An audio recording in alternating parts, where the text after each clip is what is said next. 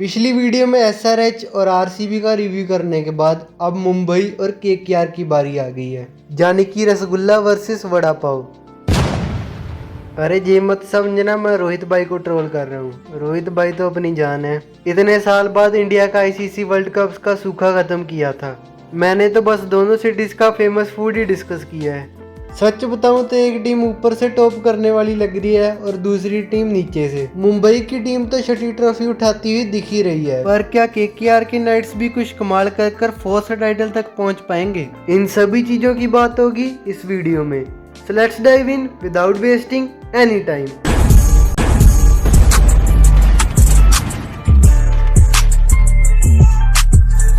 सबसे पहले तो हम केकेआर की प्लेइंग 11 की बात कर लेते हैं, और मुझे तो लगता है कि कुछ एक्सपर्ट्स नशे में ही रहते हैं।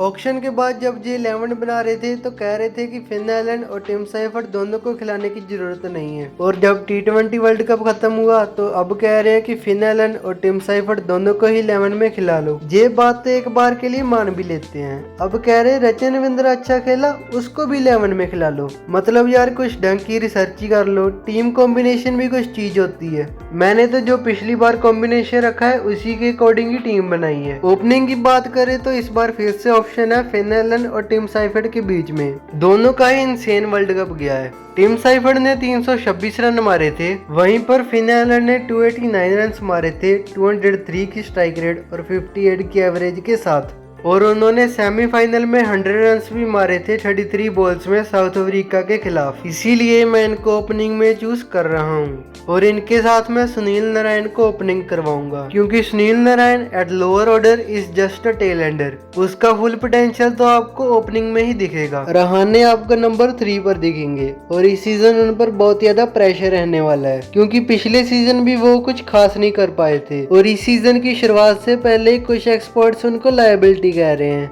यार इतना भी नहीं सच बोलना होता। नंबर 4 पर कैमरन ग्रीन आएंगे, जिन पर 25 करोड़ खर्चे गए हैं, और 24 रन तो इन्होंने पूरे वर्ल्ड कप में मारे हैं, वो भी 3 इनिंग्स लेकर।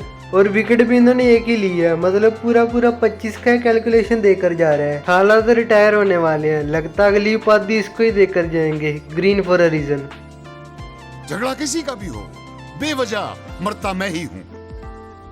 अंकुरिश रघुवंशी आपको नंबर 5 पर दिखेंगे, और अभी अभी हुए प्रैक्टिस मैचेस में इन्होंने सेंचुरी भी मारी थी। रिंकू और रमन की जोड़ी आपको 6 और 7 पर दिखेगी। रसल के जाने के बाद इनके ऊपर और भी ज्यादा प्रेशर होगा फिनिशिंग का। जीजी के जिगर के शल्य हर्षित राणा इंजरी की वजह से आपको इस आईपीएल में नहीं दिखेंगे, और काशदीप भी इस आईपीएल से रूल्ड आउट हो गए हैं, जिससे केकेआर का और भी तगड़ा नुकसान हो गया है। वैसे असली नुकसान तो किसी और का हुआ था।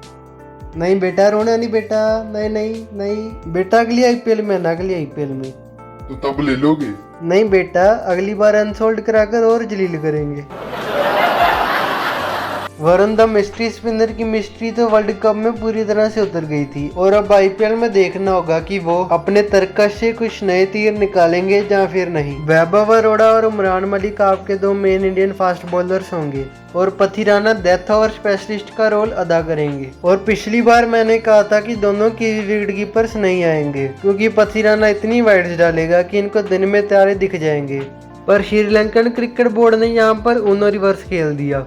उन्होंने कहा कि पथिराना जब तक अपना फिटनेस टेस्ट नहीं दे देता तब तक उसको एनओसी नहीं मिलेगा आईपीएल खेलने का। तो इस वजह से शुरुआत के कुछ मैचेस ब्लेसिंग मुजरबानी भी खेल सकते हैं। मैंने ये प्लेइंग 11 बैटिंग फर्स्ट के लिए बनाई थी, इसलिए बस 7 तक की बैटिंग रखी थी, जिससे आप तेजस्वी सिंह जो कि एक बैटर हैं, या फिर अनुकूल रॉय जो कि स्पिन बॉलिंग ऑलराउंडर है, उनको सिचुएशन के हिसाब से टीम में डाल सकते हो। प्लेइंग 11 और इम्पैक्ट प्लेयर के ऑप्शन तो हमने डिस्कस कर ली है। अब थोड़े बैकअप्स की भी बात कर लेते हैं। बैटिंग की बात करें तो फॉरेन ऑप्शन में आपके पास टिम साइफर्ट, रचिन रविंद्र और रोमन पॉवेल की ऑप्शन है। इंडियन बैकअप्स में आपके पास मनीष पांडे और राहुल त्रिपाठी की ऑप्शन है। स्पिन में आपके पास प्रशांत सोलंकी और दक्ष कामरा का ऑप्शन है। ऑप्शन के टाइम से आपके पास बस कार्तिक त्यागी एक मेन फास्ट बॉलर बचे हैं, तो left arm fast bowler Saurabh Dubey को आकाशदीप की रिप्लेसमेंट में लिया गया है, और नवदीप सैनी को हर्षित राणा की रिप्लेसमेंट अनाउंस किया गया है। केकेआर वालों ने ऑक्शन से पहले मटर पनीर का सोचा होगा, पर अब इनको ग्रेवी भी नहीं मिलने वाली। एक टेक्निकल वीकनेस जो इनके बैटिंग ऑर्डर में दिखी है वो ये है कि मिडिल ओवर में आपके पास लेफ्टी बहुत ही ज़्यादा कम है। अब एमआई की प्लेइंग 11 की भी बात कर लेते हैं। रोहित और डी कॉक का ओपनिंग में ओजी कॉम्बिनेशन दिखेगा। सूर्य और तिलक आपको नंबर 3 और 4 पर दिखेंगे। हार्दिक और विल जैक्स आपको 5 और 6 पर आते हुए दिखेंगे। पहले तो मैंने यहाँ पर शरफे रदरफोर्ड कर रखा था क्योंकि विल जैक्स को मैंने पहले कभी फिनिशिंग करते हुए नहीं देखा था, पर वर्ल्ड कप की परफॉर्मेंस के बाद उनको टीम से बाहर निकालना बहुत ज़्यादा मुश्किल होगा। नमंदीर नंबर 7 पर फिनिशर के रोल में दिखेंगे। इसके बाद आपको बीबीसी वाला कॉम्बिनेशन दिखेगा। नहीं वो रियल मैड्रिड वाला नहीं, ये है मुंबई के फास्ट बॉलर्स, जाने की बोल्ट, बुमराह और Chahar. This is Halloween.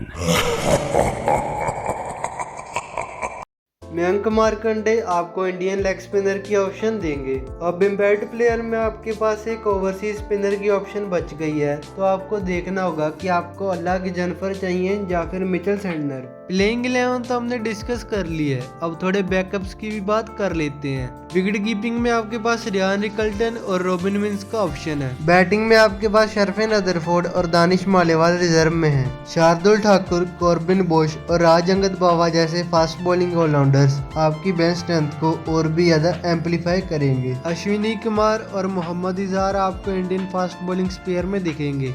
Spin में आपके पास रघु शर्मा और ऑलराउंडर मयंक रावत है। टीम तो इनकी बहुत ज्यादा सॉलिड दिख रही है, पर मिडिल में इनके पास बस एक ही लेफ्टी है जो कि है तिलक वर्मा। पर अगर शरफेन रदरफोर्ड टीम में होते तो टीम और भी ज्यादा बैलेंस दिखती। और विल जैक्स की इतनी अच्छी फॉर्म को आप इग्नोर नहीं कर पाओगे। एक और चीज जो मैंने मुंबई को कई बार करते हुए देखा है कि अगर कोई ओपनर जल्दी आउट हो जाए तो जो नंबर 3 पर नमनदीर या फिर विल जैक्स को एज अ फ्लोटर भेज देते हैं। देखना होगा कि क्या ये स्ट्रेटजी को इस बार भी इम्प्लीमेंट करते हैं या फिर नहीं। वैसे इनकी टीम का कॉम्पोजिशन बहुत स्ट्रॉन्ग है। दीपक चार के होते हुए नंबर 9 तक बैटिंग रहती है और बॉलिंग में भी आपको 4 मेन फास्ट बॉलर और 2 स्पिनर दिखेंगे और 3 part time off spinners in the name of Will Jacks, Tilak Varma and नमनदीर। Mumbai ने तो अपने एवेंजर्स असेंबल कर दिए हैं, एकदम रॉक सॉलिड टीम दिख रही है, पर हार्दिक कहीं इनको पेबल में ना कन्वर्ट कर दे। पहला ओवर तो हार्दिक का ही होगा, बोल्ट और दीपक चार तो बाढ़ में ही जाएंगे। रोहित और सूर्या को कहेगा 2024 के विनिंग कैप्टन तुम लॉन्ग ऑफ पर जाओ और 2026 के विनिंग कैप्टन तुम लॉन्ग ऑन पर जाओ। सैंटनर कहेगा मैं भी तो रनर अप हूँ, हाँ तू मिड विकेट पर जा। बाकी जोक्स साइड, एमआई मुझको लगता है कि टॉप 2 में रहेगी और केकेआर बॉटम 4 में रहने वाली है। इन दोनों का पहला मैच वानखेड़े में होने वाला है और आप तो जानते हैं मुंबई वानखेड़े में कितना अच्छा खेलती है। और वैसे भी overall head to head record की बात करें तो तब भी मुंबई केकेआर से बहुत ज़्यादा आगे है। तो ये तो था मेरा एनालिसिस। आप भी अपनी ओपिनियंस कमेंट सेक्शन में बता सकते हो और ये भी बताना कि क्या आपको ये ब्लैक जर्सी ओरिजिनल वाली से ज़्यादा अच्छी लगी या फिर नहीं। Make sure to like, share and subscribe to the channel. Till then, goodbye, take care and show some love.